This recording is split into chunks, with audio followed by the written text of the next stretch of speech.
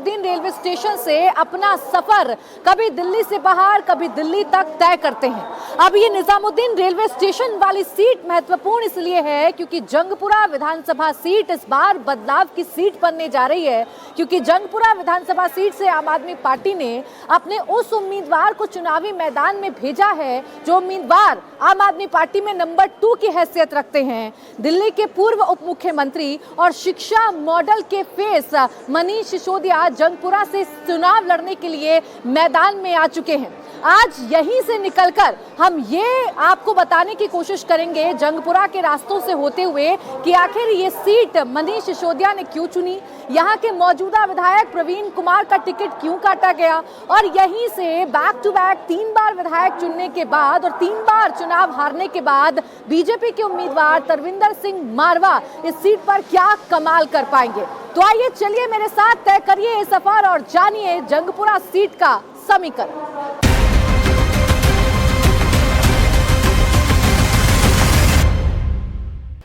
जंगपुरा विधानसभा seat के सियासी रास्तों पर जब आप जाएंगे तो आपको दिल्ली में शिक्षा मॉडल के प्रतीक बन चुके एमसीडी के ये सरकारी स्कूल भी नजर आएंगे। इस सीट पर इस स्कूल का जिक्र करना इसीलिए जरूरी है क्योंकि इस सीट से चुनाव लड़ रहे मनीष सिसोदिया ने ही इन स्कूलों को या शिक्षा व्यवस्था को एक मॉडल के तौर पर पेश किया और इसे सबसे बड़ा चुनावी मुद्दा बनाने की कोशिश की। आप याद करिए जिस दौरान मनीष सिसोदिया को शराब घोटाले के आरोपों में जेल में जाना पड़ा था, उस दौरान भी इन स्कूलों में पढ़ने वाले बच्चों के जरिए चिट्ठी का जिक्र किया जाता था, जिस चिट्ठी में लिखा जाता था मिस यू मनीष अंकल, और उसी चिट्ठी के जरिए एक नैरेटिव बनाने की कोशिश की गई कि जिस मनीष सिसोदिया ने दिल्ली को एक शिक्षा मॉडल दिया, यहाँ की शिक्षा व्यवस्था को सुधारा, ऐसे मॉडल स्कूल बनाए, उस मनीष सिसोदिया को जानबूझकर शराब घोटाले के मामले में जेल में डाला गया है। अब सवाल यह है कि मनीष सिसोदिया पड़पड़गंज से शिफ्ट होकर जंगपुरा आ चुके हैं और इस जंगपुरा में इन स्कूलों का कितना महत्व रह जाता है या इन स्कूलों का असर उनकी इस चुनावी यात्रा पर कितना पड़ता है, इसी की पड़ताल लगातार कर रहे हैं क्योंकि यहाँ पढ़ने वाले बच्चे तो वोटर्स नहीं है, लेकिन उन बच्चों के जो अभिभावक हैं वो वोटों में तब्दील हो पाते हैं या नहीं हो पाते हैं। मनीष सिसोदिया यहाँ आम आदमी पार्टी की जो जीत है उसे बरकरार रख पाते हैं या नहीं रख पाते हैं, या इस त्रिकोणीय मुकाबले में बीजेपी कमल खिलाने में कामयाब हो पाएगी या फिर कांग्रेस का हाथ मजबूत होगा, इसकी लगातार पड़ताल जारी है।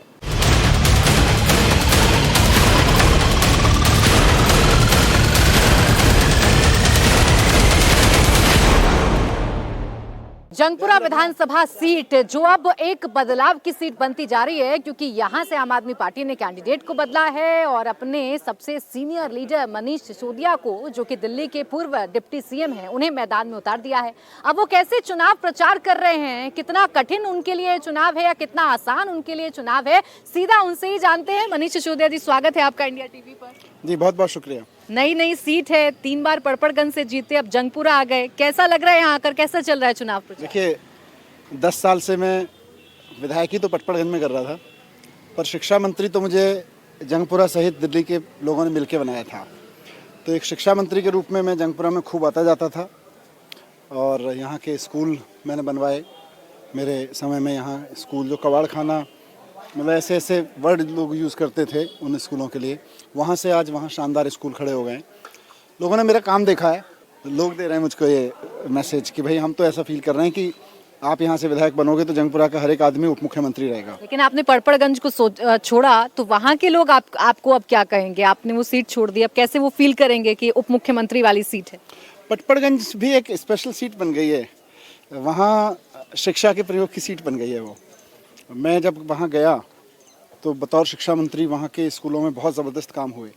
दिल्ली में कहीं भी कोई शिक्षा में काम होता था, स्कूल की बिल्डिंग नए स्टाइल में बननी है, नए कलर की टाइल लगनी है, स्विमिंग पूल बनना है या कोई नए तरह की लैब बननी है, टीचर्स की ट्रेनिंग होनी है, बच्चों के साथ कुछ नए पाठ्यक्रम शुरू होने हैं, बच्चों को फ्रांस भेजना है, ये सारे काम पहले पटपड़गंज से शुरू होते थे। तो इसलिए वो पटपड़गंज एक तरह से शिक्षा की एक प्रयोगशाला बन गई। और जब अवध ओझा जी से मेरी बात हुई कि जी आप आइए, राजनीति में आइए, चुनाव लड़िए, तो उनके मन में तमाम तरह के डर थे, जैसा सबके मन में होता है, भाई राजनीति हम जैसे लोगों के लिए नहीं है, हम कैसे जीतेंगे। तो उन्होंने मुझसे पूछा आप अगर सीरियस हो राजनीति में मुझे लाने के लिए तो मैं आपकी सीट से चुनाव लड़ लूँ, क्योंकि मैं वहाँ रहा हूँ। मुझे अपनी सीट से चुनाव लड़ाओगे तो मैंने कहा आ जाओ, मैं तो दिल्ली में कहीं से भी लड़ लूँगा, आप आ जाओ, मैं आपको पटपड़गंज से चुनाव लड़ाऊंगा। तो पटपड़गंज एक शिक्षाविदों की सीट बन गई है। एकाएक चुनावों से पहले 2100 रुपए महिलाओं को देंगे, पुजारियों ग्रंथियों को सम्मान देंगे। हर चुनाव में जब कोई पार्टी अगला चुनाव लड़ती है, अगली सरकार बनाने के लिए लोगों के बीच जाती है, तो एक विजन के साथ जाती है। हमारा विजन है कि, और अब तो 10 साल का एक्सपीरियंस है कि भाई दिल्ली में अगर ईमानदारी से काम किया जाए तो सरकार के पास पैसे की कमी नहीं है। 30,000 करोड़ के बजट से मैंने 2015 में वित्त मंत्री का पदभार संभाला था और आज 75,000 करोड़ का दिल्ली सरकार का बजट है। तो पैसे की कमी नहीं है, बस सोचने वाली सरकार चाहिए। अब तो जो आपके साथी थे लोकसभा इलेक्शन में, वो भी आपके खिलाफ खड़े होकर चुनाव लड़ रहे हैं। राहुल गांधी जी दिल्ली आए, चुनाव प्रचार की शुरुआत की और बता दिया आपने कितना भ्रष्टाचार किया है, दिल्ली के साथ कितना धोखा किया। देखिए ये इंटरेस्टिंग है, अरविंद केजरीवाल जी जनता के बीच जा रहे हैं तो जनता का और उनका संबंध है काम का, कि भाई हमने आपके लिए बच्चों के लिए स्कूल बनवाए, हमने आपकी बिजली 24 घंटे की, हमने आपके लिए ये किया, हमने ये किया, हम आपके लिए ये करेंगे, आपकी ज़िंदगी जीने में मदद करेंगे, आपके बच्चों के पढ़ने में, महिलाओं की सुरक्षा में, बुजुर्गों के स्वास्थ्य में, सब में मदद करेंगे। और ये हमारी सरकार ने किया है और ये हम करना चाहते हैं। तो हम तो ये बात कर रहे हैं जाके।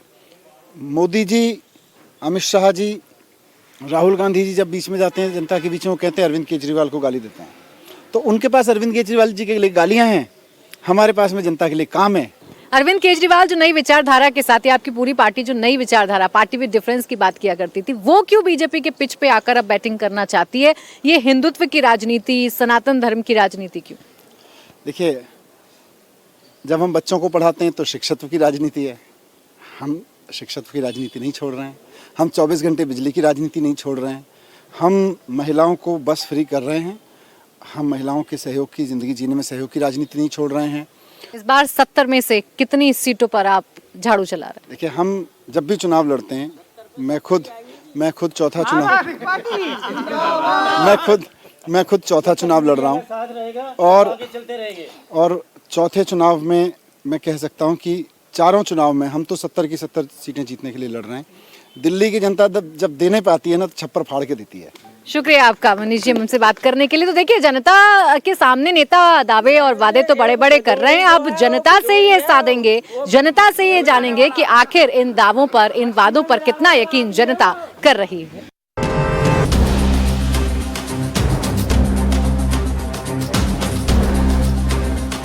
क्या लग रहा है इस बार दिल्ली किसकी?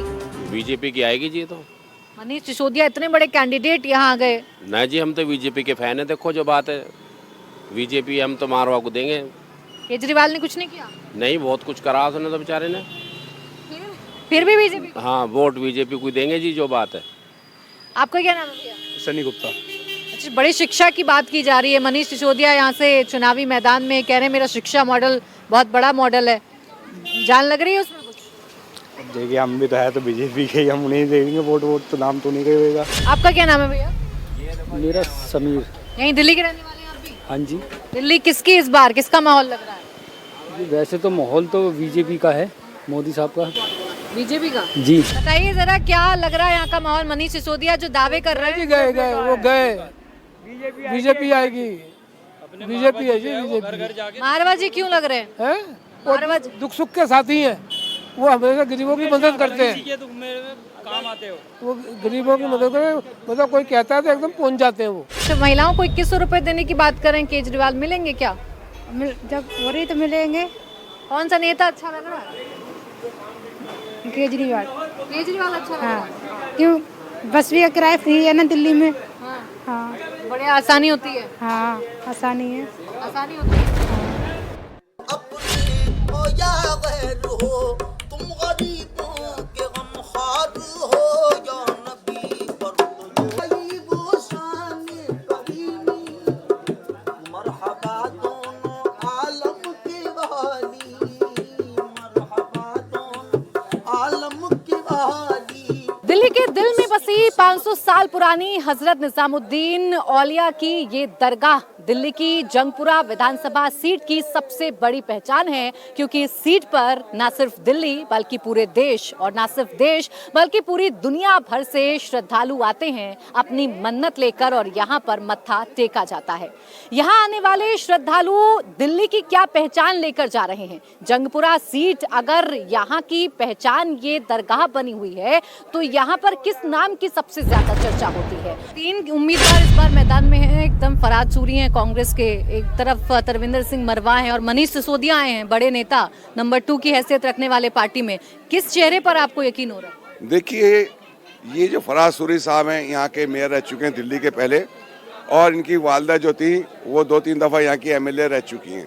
अब 10 साल यहाँ एमएलए आम पार्टी के रहे, उन्होंने कोई काम नहीं किया। यहाँ पर 10 साल के अंदर सड़कें टूट गई हैं, सीवर उबलना है, ये बस्ती हज़रत निज़ामुद्दीन है।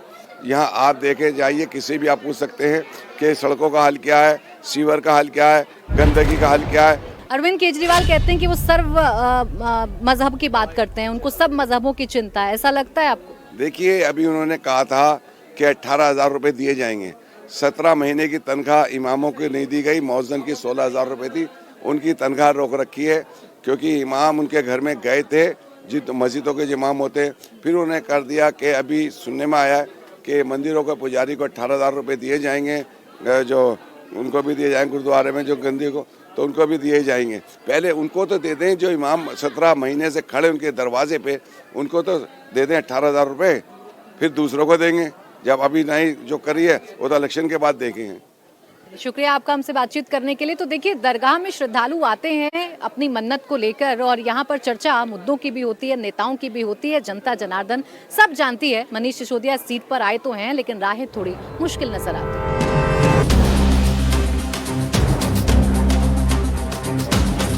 एक तरफ मनीष सिसोदिया का है शिक्षा मॉडल, तो दूसरी तरफ बीजेपी का जो सूखा इस सीट पर है, क्योंकि ये सीट बीजेपी एक बार भी नहीं जीती है। कैसे इस सूखे को अब खत्म करेंगे तरविंदर सिंह मारवा, ये जानने के लिए सीधा उन्हीं से बात कर लेते हैं, चूंकि कैंपेन करने के लिए निकले। सर, सबसे पहले बताइए, कैसी चल रही है आपकी चुनाव की ये तैयारी? नहीं, चुनाव तो लोगों ने लड़वाना है। अभी तक जितनी भी मीटिंगें मैंने की है, RWA ने या जो लोकल वहाँ का लीडर है उसने खर्चा किया है। आज 1 हफ्ता हो गया हमारी टिकट को अनाउंसमेंट हुए, और हमने कम से कम 40 मीटिंगें कर चुके हैं। अभी तक 1 रुपया भी हमारा खर्चा नहीं हुआ। इस बार आपकी जो चुनौती है वो बड़ी आसान नहीं रहने वाली है। बड़े नेता आम आदमी पार्टी के डिप्टी CM रह चुके हैं मनीष सिसोदिया जी, वो इस सीट से चुनाव लड़ने आ गए हैं। कितनी बड़ी चुनौती मान रहे हैं? मैं तो कोई चुनौती नहीं मानता, क्योंकि यहाँ से पड़पड़गंज कितनी देर का रास्ता है, 6 किलोमीटर है, 5-7 मिनट। क्या वहाँ सेवा नहीं की इसने जो जहाँ चुनाव लड़ने आया? लोगों ने वहाँ से नकारा इसको। जो वहाँ नहीं सेवा कर सकता वो यहाँ क्या सेवा करेगा? सबसे बड़ी बात तो ये है, क्योंकि जहाँ तो नजफगढ़ का होता या उधर तिलक नगर से आता, फिर भी यहाँ से ऐसी क्या खासियत बात है कि वो यहाँ है? अच्छा, 3 बार आपने यहाँ कांग्रेस पार्टी के हाथ को मजबूत किया। 1998 से लेकर 2008 तक आप कांग्रेस पार्टी को मजबूत करते रहे, विधायक चुने गए। फिर ऐसा क्या बदल गया कि आपको अपनी पार्टी भी बदलनी पड़ी और आप लगातार यहाँ से चुनाव हारते भी रहे? मैंने कहा, नरेंद्र मोदी जी जैसा व्यक्ति संसार में नहीं है। उनके अंदर तो भगवान की रूह चल रही है, क्योंकि वो काम ही ऐसे कर रहे हैं। राम मंदिर का उठा लो इतिहास, हमारा करतारपुर कॉरिडोर का उठा लो, अभी उन्होंने फिर बाल दिवस का, उससे तो मेरा इतना मन, मतलब कि, और सिख समाज के लिए कितनी बड़ी बात हुई कि आज़ादी के बाद से पहले भी कितने शासक आए, अंग्रेज भी आए, किसी ने छोटे साहबजादों की कुर्बानियों का, जिनको दीवार में चिनाया गया, इससे मैं इतना प्रभाव हुआ नरेंद्र मोदी जी के लिए कि मैंने उससे पहले ही कांग्रेस छोड़ दी थी। क्योंकि पिछली बार का मुझे याद है 2020 का, आप तीसरे नंबर पर रहे थे, दूसरे नंबर पर बीजेपी के कैंडिडेट रहे थे। इस बार तरविंदर सिंह मारवा ऐसे कैंडिडेट चुनाव जीतेंगे या बीजेपी के साथ मिलकर वो और ज्यादा मजबूत होगा? तो मैंने भारतीय जनता पार्टी को अपनी माँ समझ लिया है, इसी तरह वहाँ भी मैंने सेवा की। हम तो बहुत साल पहले भाजपा में आ गए थे, हम भी कट्टर कांग्रेसी इनको वोट दी थी, ठीक है। हमारी आंखें जो है बहुत पहले खुल गई थी, अब लोगों की खुलती जा रही है। मैं लोगों से बात कर रहा हूँ, युवाओं से ही बात कर रहा हूँ, ठीक है। एक यही पार्टी है जो सिर्फ देश का भला कर सकती है और 140 करोड़ की जनता का भला कर सकती है। बीजेपी के कैंडिडेट तो अब मैदान में उतर चुके हैं और यहाँ से मैदान में उतरकर वो चुनावी प्रचार कर रहे हैं, लेकिन इस चुनावी प्रचार प्रसार का कितना असर पड़ रहा है ये हम यहीं पर जानेंगे, क्योंकि यहाँ से जब नेता प्रचार प्रसार करके जाते हैं तो लोगों के बीच में क्या चर्चा होती है, वो तरविंदर जी को किस तरीके से देख रहे हैं, तो उन लोगों के बीच में चलते हैं जो लोग यहाँ उन्हें देख भी रहे हैं, उनसे बातचीत भी कर। ये बताइए क्या माहौल है जंगपुरा में? मैम जंगपुरा में बीजेपी खेलेगी। हाँ जी मैम। ये सीट पे तो कभी कमल खिला नहीं। मैम इस बार इतिहास रचा जाएगा ना। कार्यकर्ता हैं बीजेपी के या आम आदमी? मैम आम इंसान ही है, कार्यकर्ता तो हम मोदी जी के।